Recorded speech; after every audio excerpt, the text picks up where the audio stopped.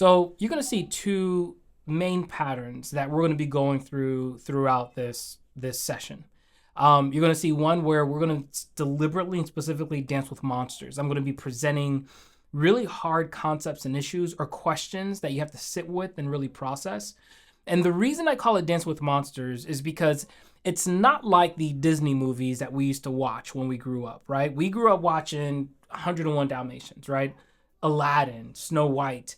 And in all of these stories, they would teach us that the monsters, the adversaries that we faced, were things that we needed to subdue and we needed to overcome. We needed to win, and that was the only option.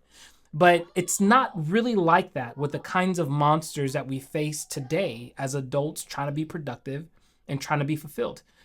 The kinds of monsters that we face are things like imposter syndrome. They are our fear of failure, our fear of success, our fear of missing out, right? It's the exhaustion and the burnout. Those are the big things, and there's so many other things that we have to face. But with these things, if you were to push it away and to defeat them, you would be doing a version of just burying it and not dealing with it face on. But really, what it requires is kind of a push in to notice, what is my burnout trying to tell me about myself? And then you can take that in, and then you move to another space. And it kind of, the flow and the rhythm and cadence more so resembles a dance, as opposed to a win at all cost. And so that's why we're dancing. And that's why we're dancing with our monsters, right? So that's one thing that you're going to see.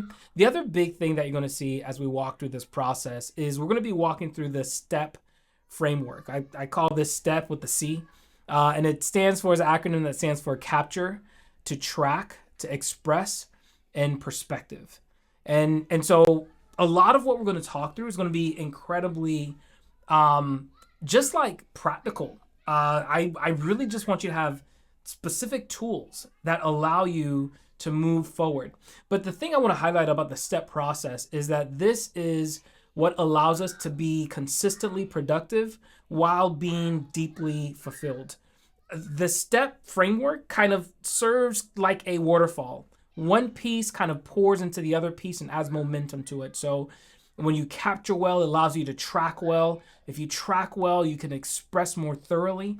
And while you're expressing, it allows you to arrive at perspective. And all those pieces together allow you to be functioning as a productive and proficient individual in your world. Okay? So we're going to go through those two movements while we walk through the rest of the session.